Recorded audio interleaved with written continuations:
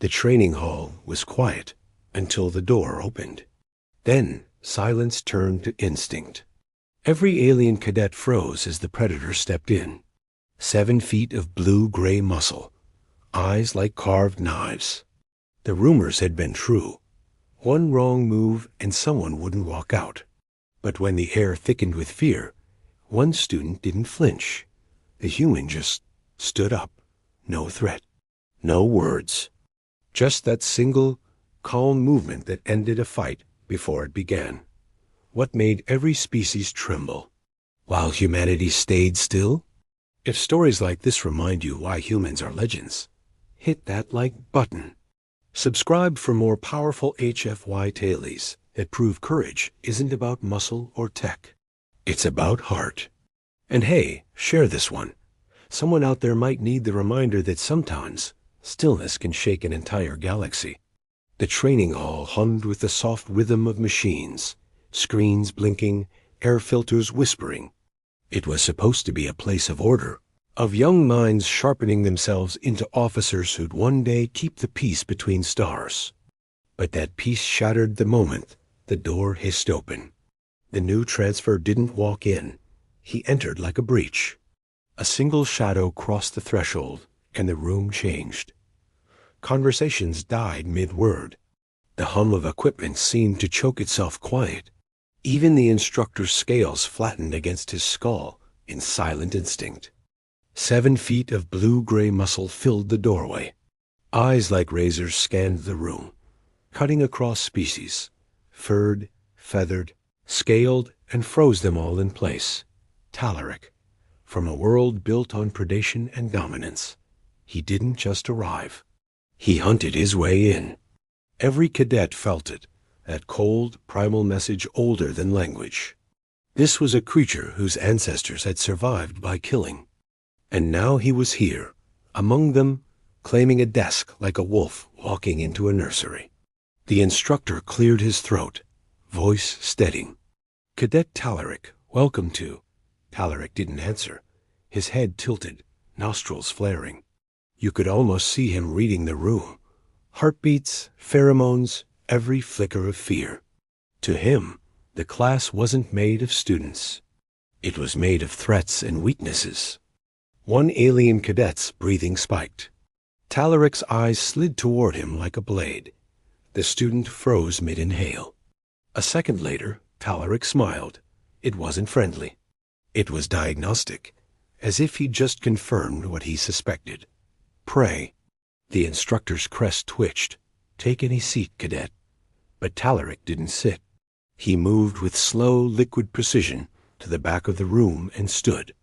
Arms folded, weight balanced, watching, waiting. The silence was suffocating. Every species in the hall had some ancestral predator, and right now, every one of those instincts whispered, "Don't move." And then there was the human dot's second row from the back. Brown hair, ordinary uniform, posture relaxed. Noah Martin. While the others flinched, Noah just sat still. Not rigid, not challenging, still. His face unreadable, his pulse unchanged. He didn't break eye contact, but he didn't return it as challenge either.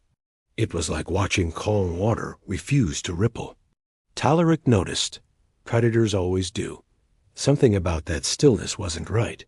No trembling, no scent of fear. Just quiet observation. It didn't fit. Minutes passed. The instructor forced the lecture forward, words tripping over themselves. "Today we'll discuss interspecies cohesion." The irony was almost cruel. Talaric's attention never wavered. He studied each student like data, posture, heart rate, blink speed. His mind, tuned for survival, cataloged weakness after weakness. But the human remained unreadable. To Talaric's senses, Noah was a void. No fear pheromones, no tremor in tone. Just absence. A gap in the biological pattern every other creature fit into. It bothered him. Predators rely on rhythm, heartbeats, breath patterns, body language. Noah had none.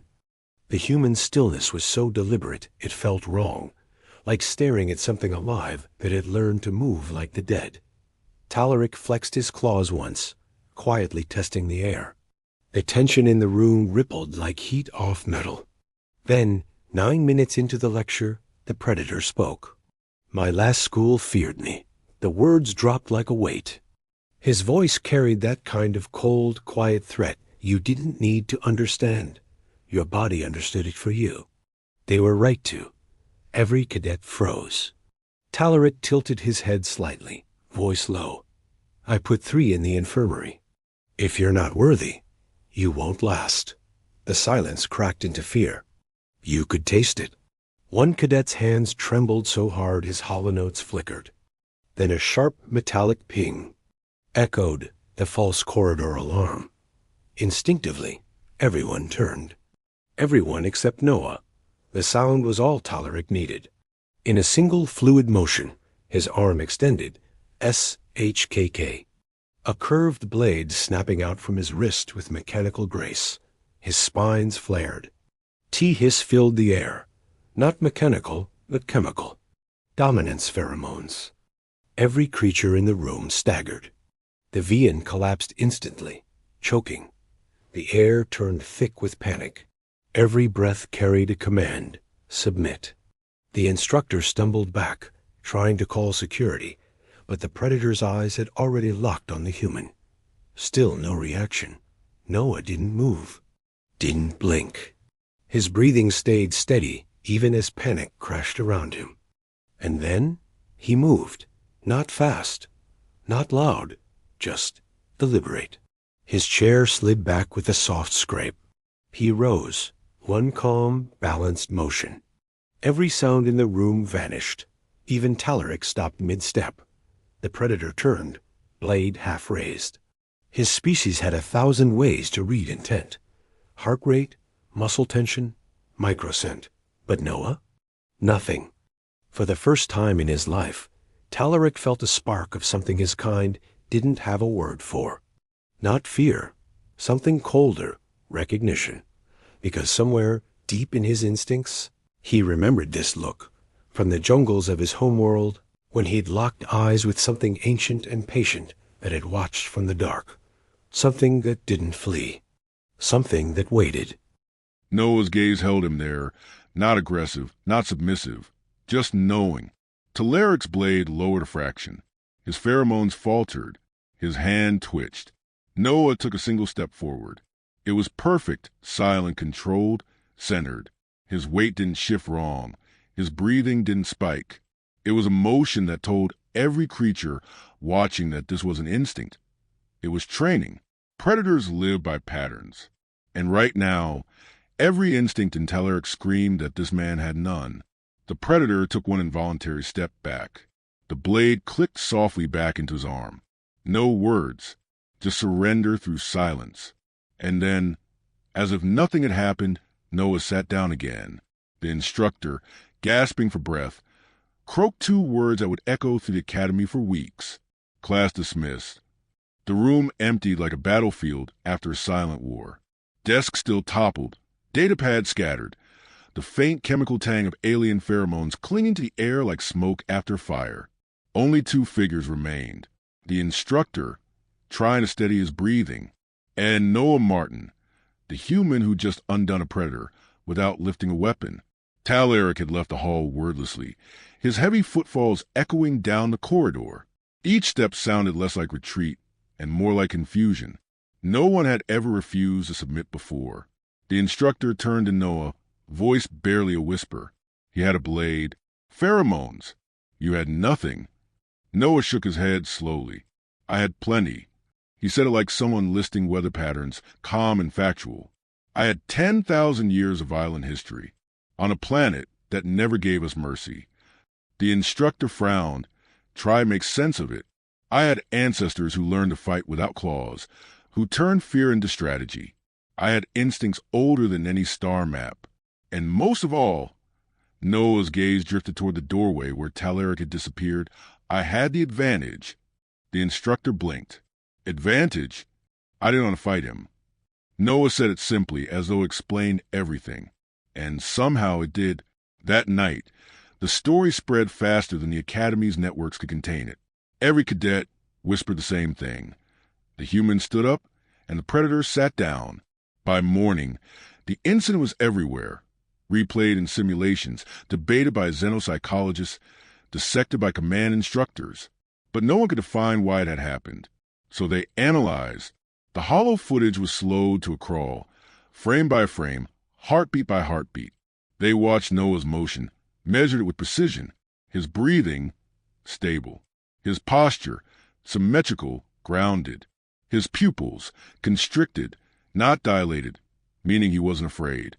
The algorithm tagged emotion with a single, chilling word, unengageable. One instructor explained it to the others. Talaric didn't sense fear. He sensed nothing. That's worse. Another muttered. A predator can't read what he can't predict. It breaks the pattern. And somewhere in the combat lab, an alien cadet whispered what everyone secretly thought. The human didn't stop the fight. He ended it before it began. Talaric sat alone in his quarters. Lights dimmed, muscles twitching with restless confusion. His world had forged him for dominance, to rise by breaking others. Yet when the human stood, everything his instincts understood had collapsed. Stillness, control. He replayed it again and again. The human's calm, the measured rise, the step. No flinch, no warning. It wasn't submission. It was decision. Talaric's claws clicked softly against the metal table. He remembered jungles back home, the moments before a hunt turned bad, when the silence grew too deep and the shadows didn't move. He'd always thought that was weakness. Now he wasn't so sure. He muttered a phrase from his species' combat rites. The fight I started ended when I blinked. The next day, Talaric returned to class. Every cadet went rigid. The instructor paused mid-lecture. No one breathed as the predator entered. But this time, he didn't stand in the back. He walked past the rows, past the middle, and sat 2 seats in front of Noah. It wasn't surrender. It was recognition. For the first time, Talaric didn't scan the room for prey. He listened. When the instructor spoke about controlled sympathetic override, Talaric paid attention. Humans, the instructor explained carefully, can compartmentalize fear. Their bodies flood with stress hormones, yet their minds remain operational. It's not suppression. It's control. They evolved on a death world. Every instinct trained not to panic, but to choose. A murmur rippled through the hall. Talaric raised a claw slightly. When I saw you stand, he said to Noah, voice steady, my body recognized something my mind did not. You were not prey, not even threat. Something else. Noah looked up, meeting his gaze. I didn't stand to dominate you. I stood because you were about to hurt people. The simplicity hit harder than any weapon. For a long moment, Talaric said nothing. Then, slowly, he nodded. He understood. The human hadn't moved out of courage or anger. He'd moved out of protection. And that terrified him more than the confrontation itself. Later that evening, Talaric found Noah alone in the mess hall. No bravado this time. No posture. Just honesty. You should have killed me, he said quietly. You put the blade away, Noah replied, sipping from his mug. That doesn't erase the challenge. It does for me. Talaric's voice cracked on the edge of confusion. You terrify me. Noah gave a tired shrug. A lot of things taught me not to be afraid of you. For a second, they just looked at each other. 2 soldiers from worlds that shouldn't understand one another, somehow sharing the same silence. No threat, no tension, just mutual recognition. And then Talaric did something no one had ever seen him do. He bowed his head, not in submission, in respect. The Academy didn't record that moment. It didn't need to, because from that day forward, the predator stopped walking like a storm.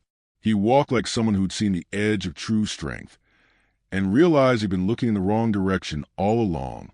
And everywhere Noah went, cadets gave him space, not out of fear, but something deeper. Reverence. For once, humanity wasn't just surviving among the stars. They were teaching them. The Academy's combat division had seen everything. Plasma duels, zero-gravity skirmishes, telepathic standoffs. But this One human standing quietly while an apex predator backed down, that broke every chart, every theory, every model they had. So, naturally, they turned it into a case study. The footage of the incident became mandatory viewing for advanced behavioral cadets.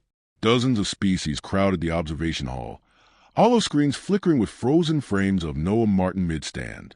Some came out of curiosity. Others came because they didn't believe what they'd heard. "Play it again," someone whispered. The clip ran for the 100th time. Talaric, blade raised, body radiating lethal confidence. Then the human, slow, deliberate, standing. One smooth motion, one balanced step. Every frame told a story. The alien's aggression spikes on the readouts. The pheromone saturation hits critical levels.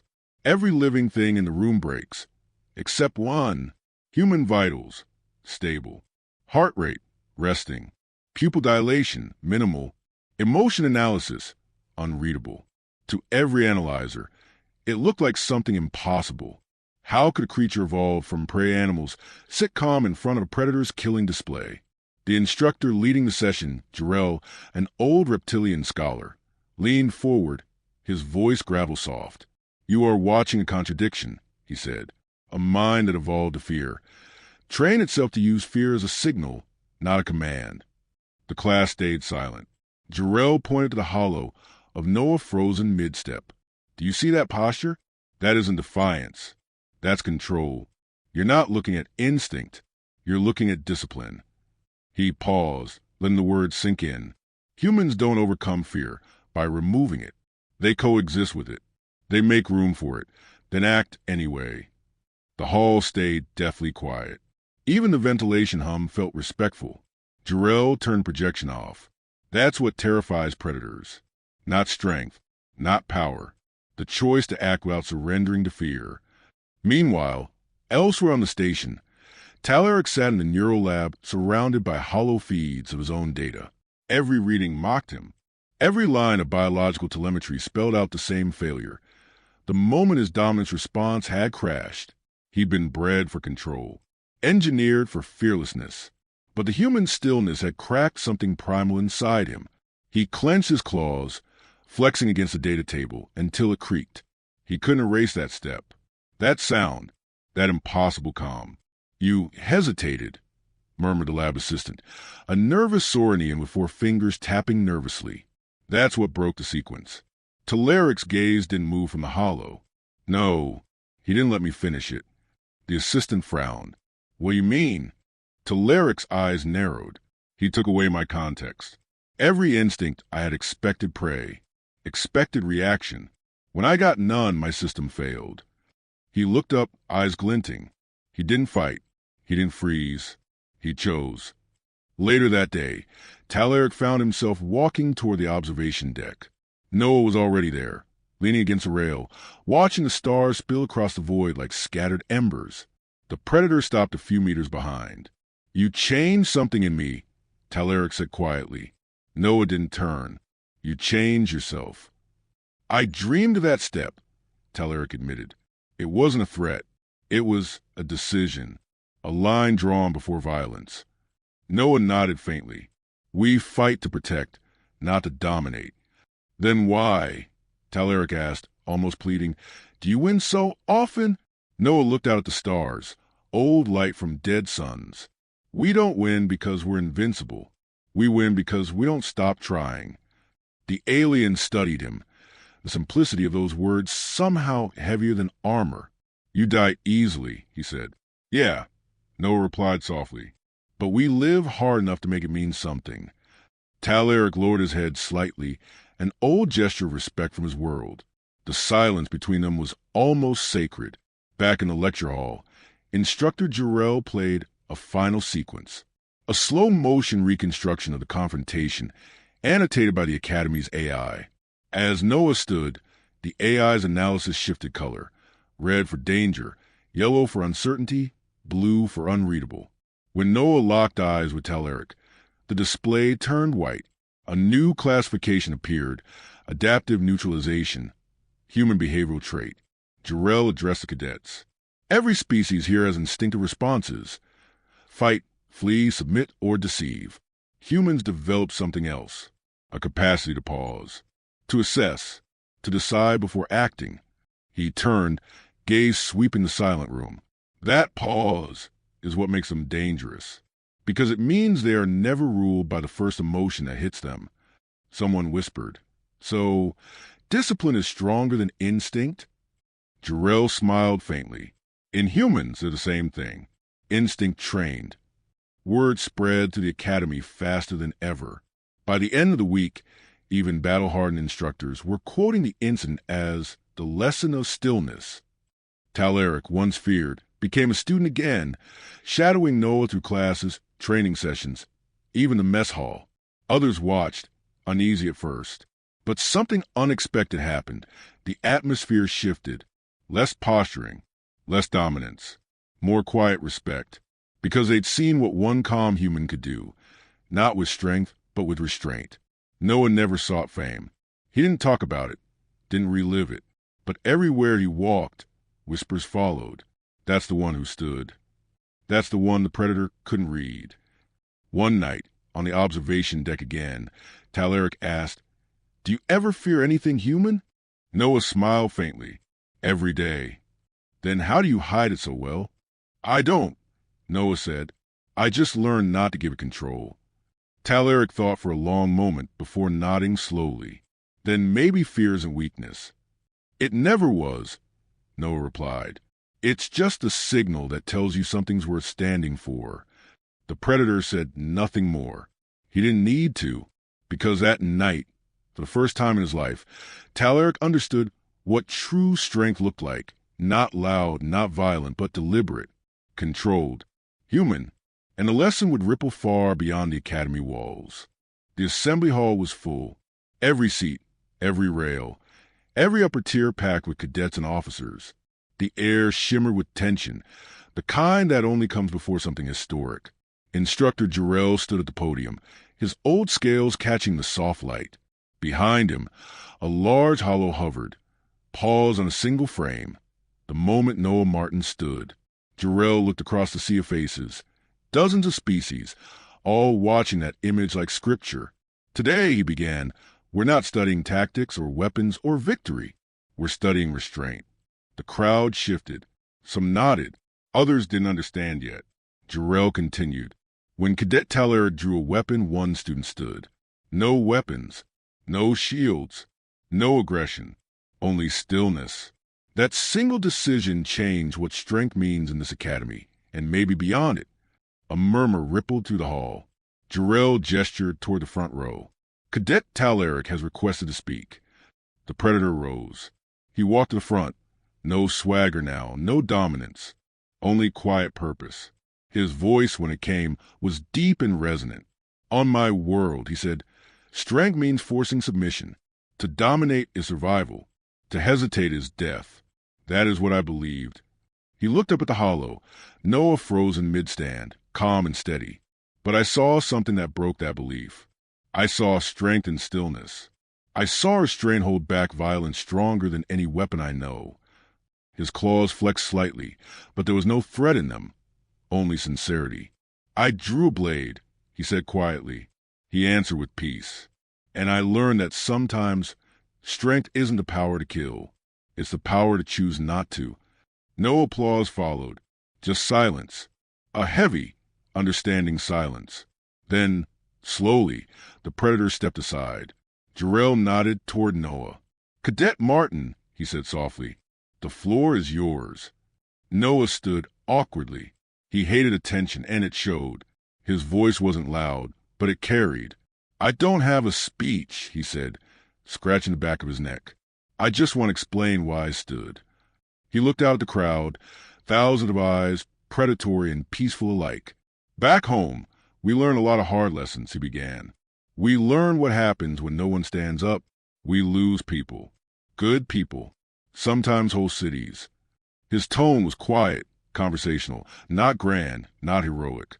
"I didn't stand because I wasn't afraid. I was terrified." He smiled faintly. "I just learned to feel fear afterwards." A soft ripple of laughter broke through the tension. "You don't have to be brave to do something right. Noah continued. You just have to decide that sitting still while someone else gets hurt isn't an option. He paused. That's all I did. I stood up. That's it. He gave a small nod and stepped back. There was no applause this time either. Instead, one by one, cadets stood. First the humans, then the saurians, then the scaled, the winged, the horned, even the cold-blooded species, who never stood for anything ceremonial, rose in silence. Finally, Talaric stood last, his towering frame casting a long shadow across the hall. He didn't salute. He just stood, a silent acknowledgement, a gesture of equality. And for the first time in the Academy's history, silence spoke louder than any cheer. Weeks later, a new protocol appeared in the Academy's database. Unarmed Incident Response, Case File 47A, the Human Stand. Inside it wasn't a manual or theory, just a 30-second holo clip, the human rising, calm and centered. And beneath it, Instructor Jarrell's simple note. Humans don't stand because they're ready to fight. They stand because they're unwilling to let others be hurt. Months passed. The lesson spread beyond the Academy, to command ships, outposts, colonies. Across the Allied sectors, instructors played that clip to new recruits as an example of composure under pressure. In training grounds on distant worlds, soldiers practiced the human pause, that single, grounding moment before reacting. It became doctrine, philosophy, even culture. And in time, the story of the stand became legend.